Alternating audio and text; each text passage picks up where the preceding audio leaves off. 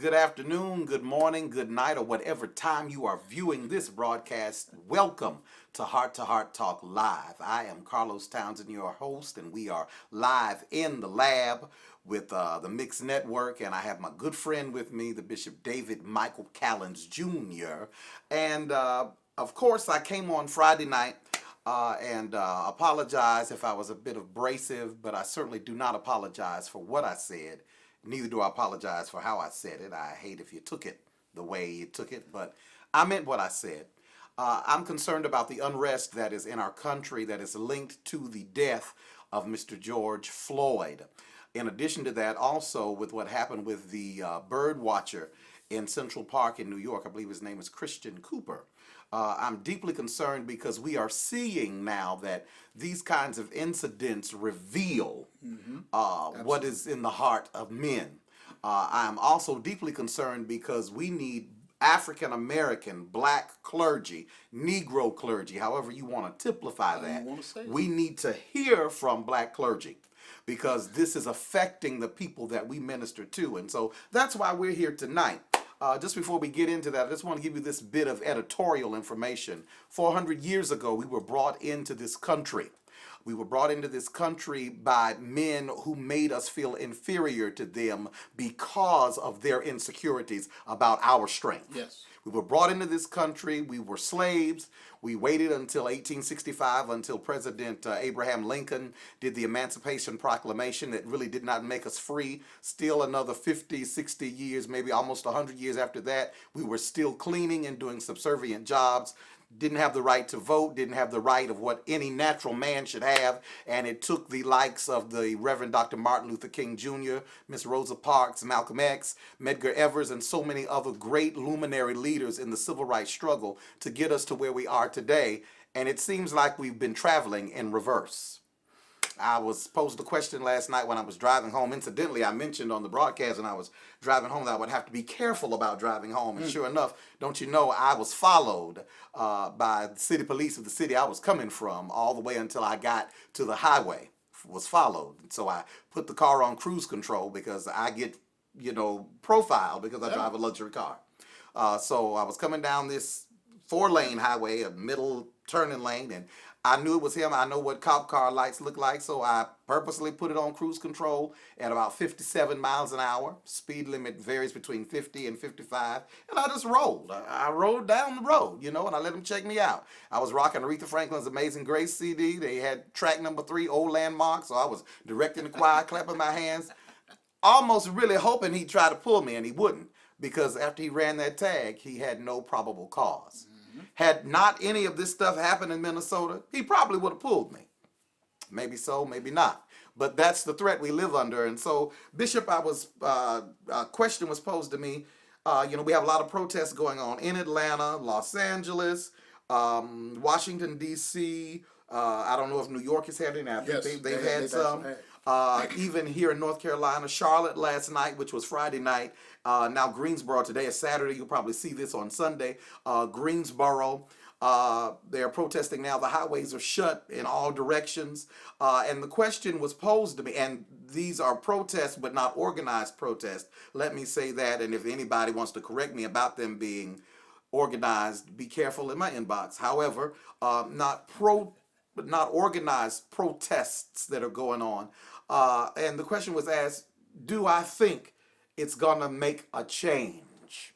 So I want to pose that question to you. Let me give you background about Bishop Callens. He is a noted humanitarian, has taken part in several civil rights activities. Just talk about kind of what you've done before we get to the subject matter about what we think will take the change. Talk about that, something you've been a part of. This had to be 2012 with Trayvon Martin, the murder of Trayvon Martin by George Zimmerman. And it was the National Action Network, Al Sharpton, that put out that they were going to be doing some rallies in different cities. And Greensboro happened to be one of the cities that they were going to do. Right. And so I was contacted and said, you are our voice. Would you help us put this together? And so a team of us worked, and they brought other voices, and we did the rally, no problems. And I think we had between 300 and 500 people that showed up in the city during that time. And even time since, whenever there is an election through the network that I have, we always try to put out, this is the candidate that we endorse. Whether they North Carolina, South Carolina, wherever they are, we try to make sure that those voices, and when situations like this come up, which they have, we always try to speak to the moment to make sure that people really know what's actually happening and not getting sidetracked by all of the other circuses that people create during situations as such. So, do you think that the protestations are going to help emit or spark any kind of change? And with that, we want to see the officials, we want to see lawmakers, we want to see justice wrought, but even on a lower level, what does that change look like? Because actually, we should be doing this before something like this happens. Absolutely. I think we have to look back. I always say it, you look back in order to look forward. And we look at what was called the peaceful demonstrations that Dr. King and so many others led. And we try to calibrate that with now to say, how did that happen? Do we see any kind of response? Was there any kind of change? And really, through the protests, the gathering of people, a lot of people would say it was the marches that really caused change, when in actuality, it was when people said, we're going to boycott business. Whoa. We're going to boycott business. We're not going to this place. We're not going to wear these clothes. That's when they started losing money and said, we need this change to happen now. Okay, we hear your voices. And I think with the protests, a lot of the protests that we're seeing that's now beginning to spawn off in other cities. I'm excited about what I'm seeing, but at the same time, we have to understand that there are copycats that become part of the movement. Right. We saw it with Black Lives Matter when that spawned. All of a sudden, you start to see those little splinter cells that were saying that they were Black Lives Matter, but then other stuff started happening. And so I've watched the last couple of days, last couple of nights. Some nights I didn't sleep at all, hardly, because my mind was working. How could this have been done better or different?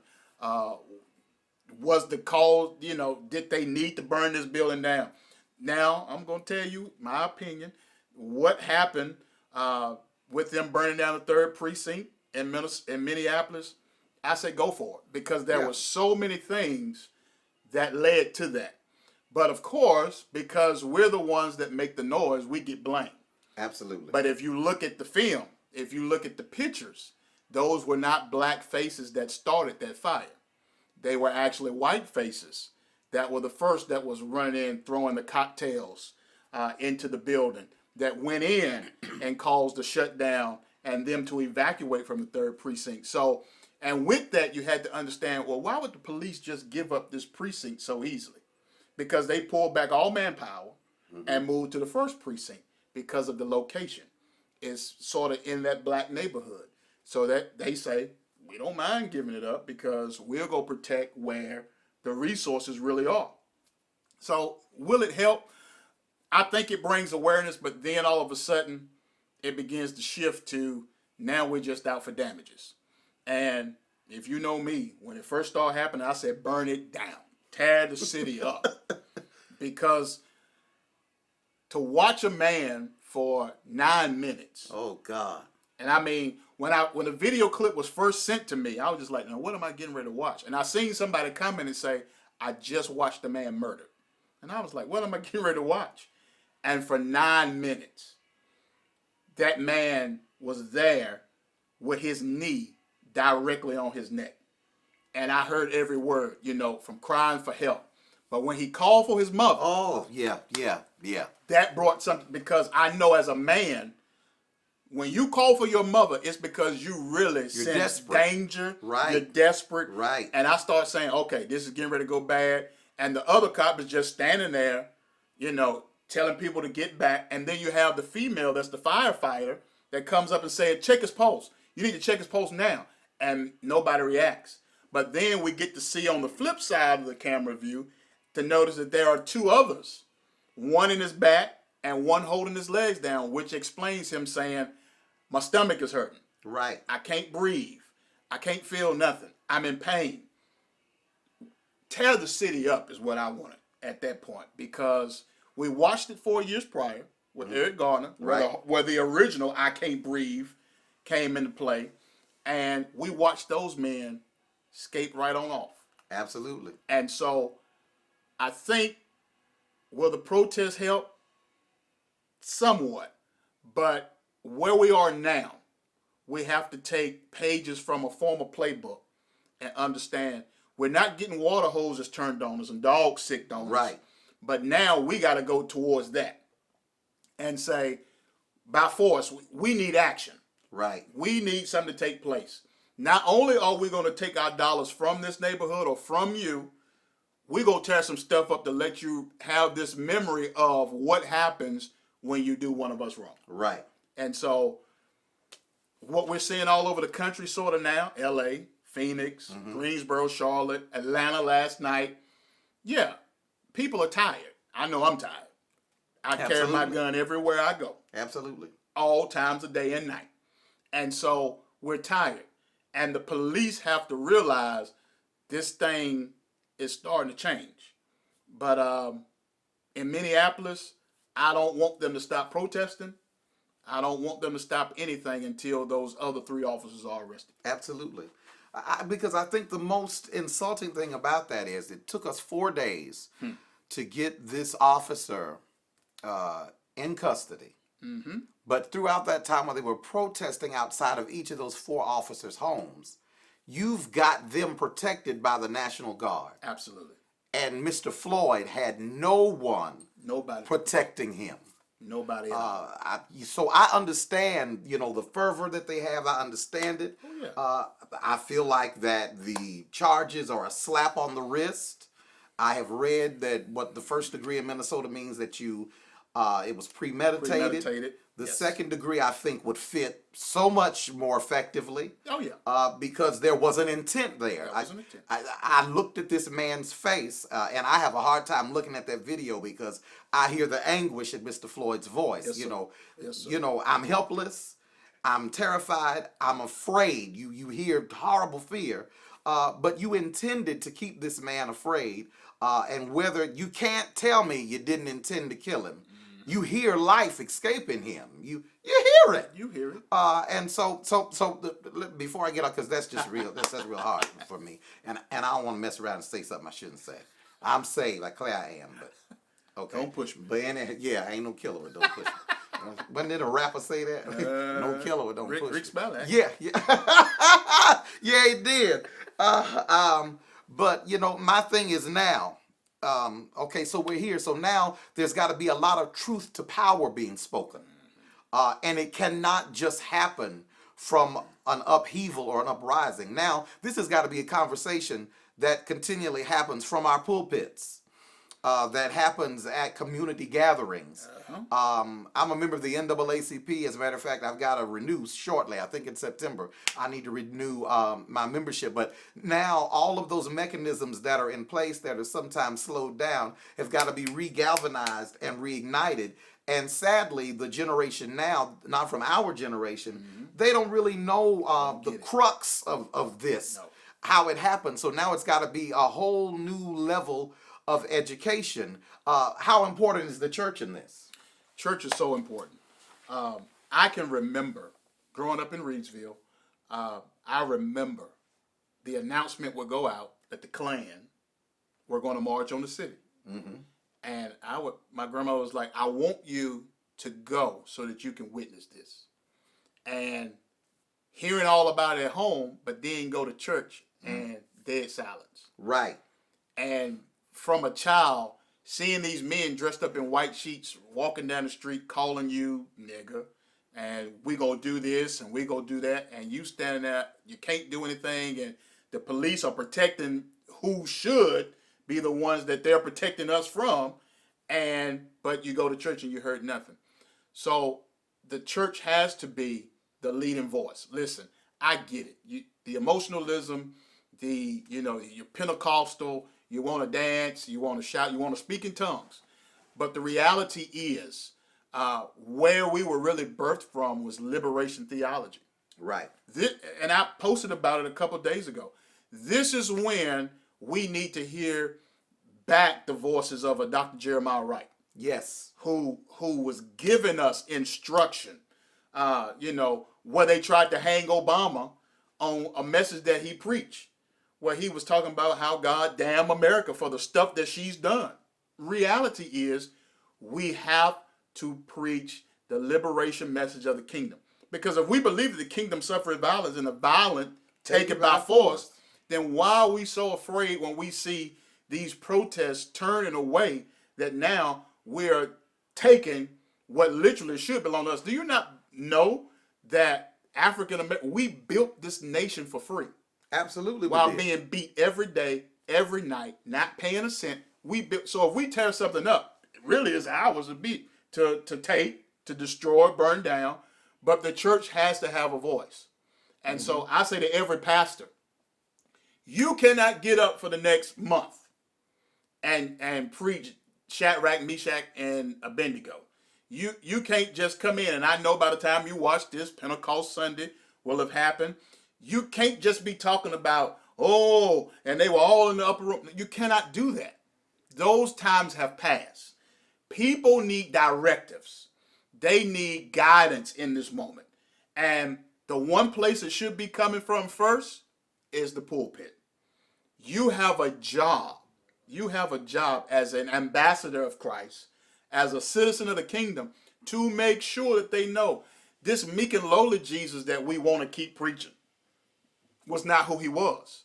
Because if you know anything about Christ, he is a revolutionary. Absolutely he was. He stated, I did not come to bring peace, but a sword. We don't want to talk about that message.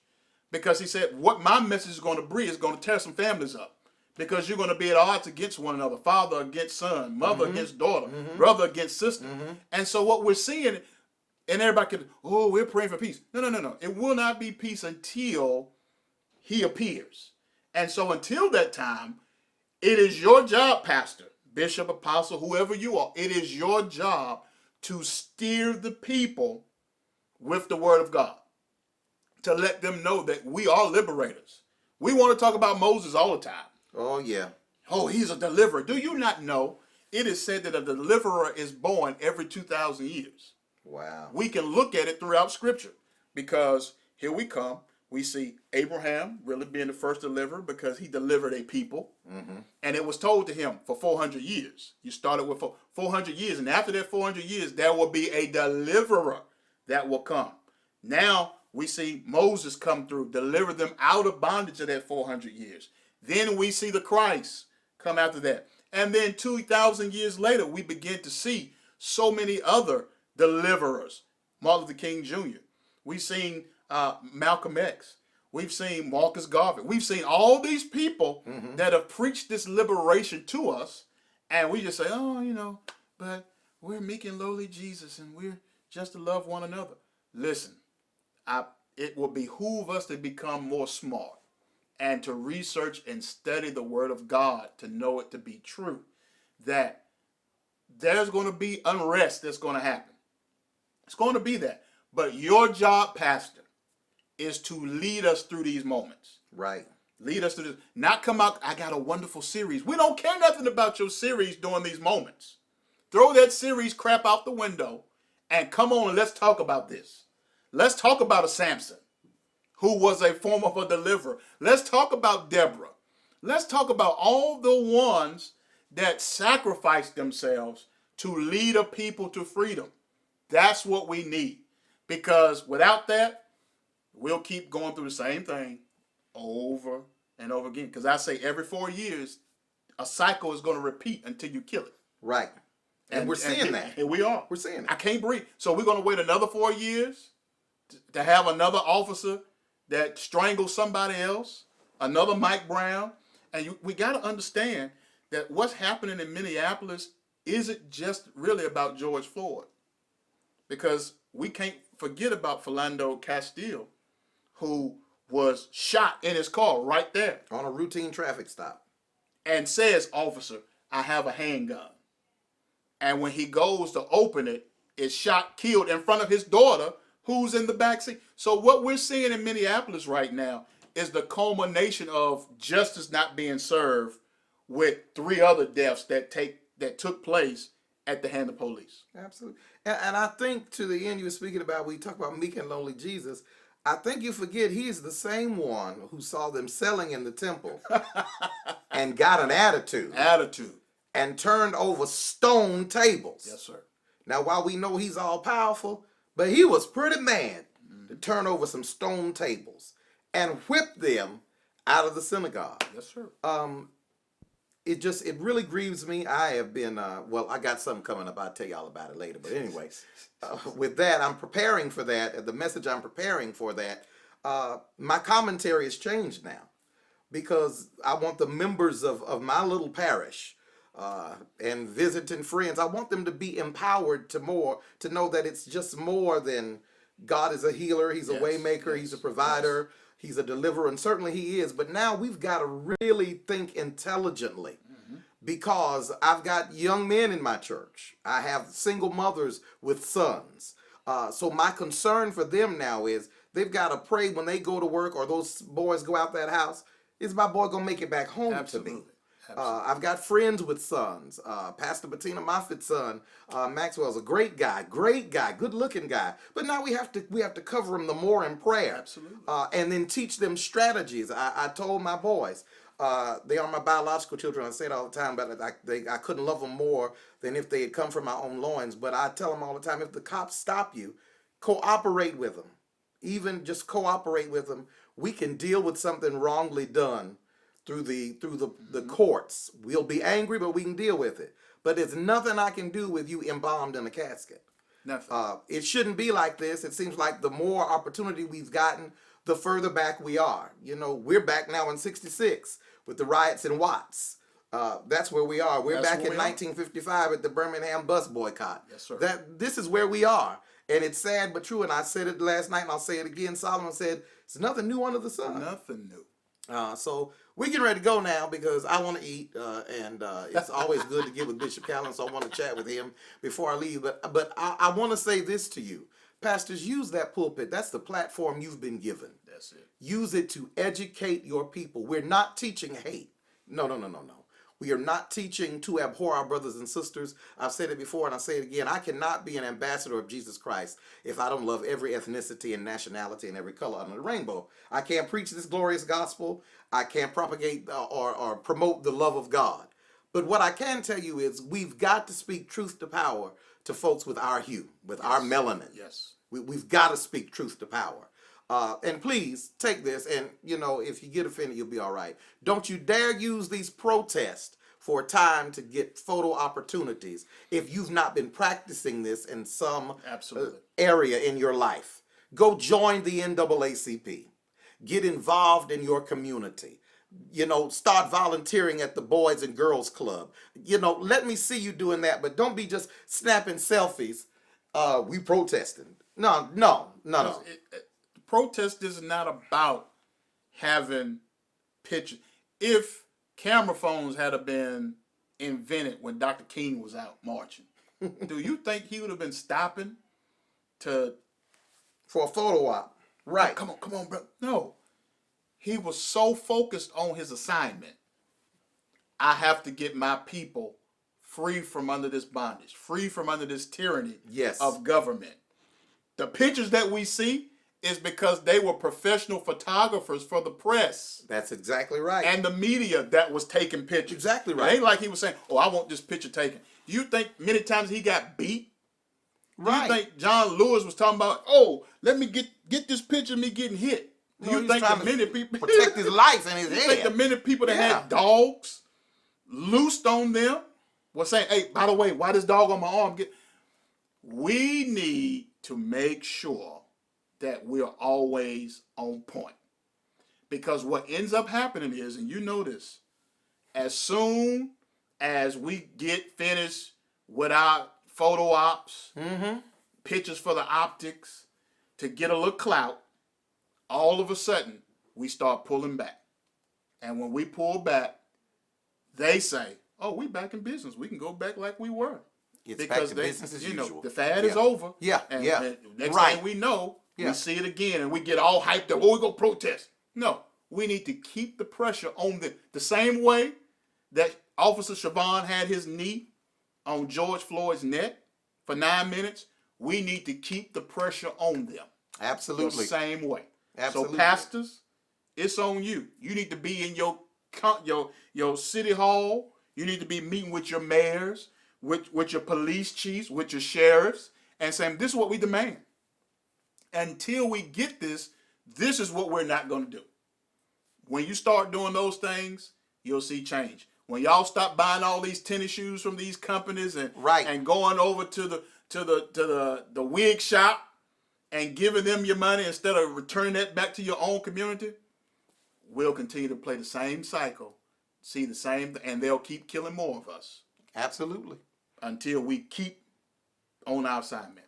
July 7th is going to be Blackout Day. We are not buying anything. I'm actually now, I'm trying to, I help run a security company, the black owned, 30 years in business, but I'm supporting now all black vendors. Of course, haircut, manicure, pedicure, everywhere I go. I'm putting the money back in my community, but on July 7th, we're doing a blackout. We're not going to support anything but black business, and I think this ought to happen for the duration. If you're going to be looting, I think I read a post that said, if you're going to be looting, don't go in Gucci's and tear up the Gucci store and then you come out wearing the belts. Thank you. Burn the belts. Burn them. You know what I'm saying? Do that. If that's what you're going to do, don't go in there and loot and then you come out wearing it. Burn it. Let's show the disdain for the system that is caused where we are. So once again, don't be taking pictures out here. Sort of. It defeats the purpose. Just don't do that. Just our creative directors are making me laugh. Just don't do that here. It's not. It's not the time to be snapping pictures and using grand word. Just don't do that here. And okay, just let me go before I say too much. Listen, you may be overdressed for where you are right now, but you'll be dressed just right for where God is taking you. Please hit that Cash App. No, hit it for real. Please hit it for real. That is $, ZHOC, Z for Zion, H for Hill, O for Outreach, C for Church, $, ZHOC. Hit it. No matter how small or no matter how great, we'll appreciate it. Hit it for real. Like right now, go on there and put a little something on there. I'll appreciate it. I really will. I got something to show y'all in the next few weeks. I'm going to get with y'all. I got something to show you. We've been working. All right? I love you much. It's always good to talk to you. Take care of yourselves and each other's. Bye.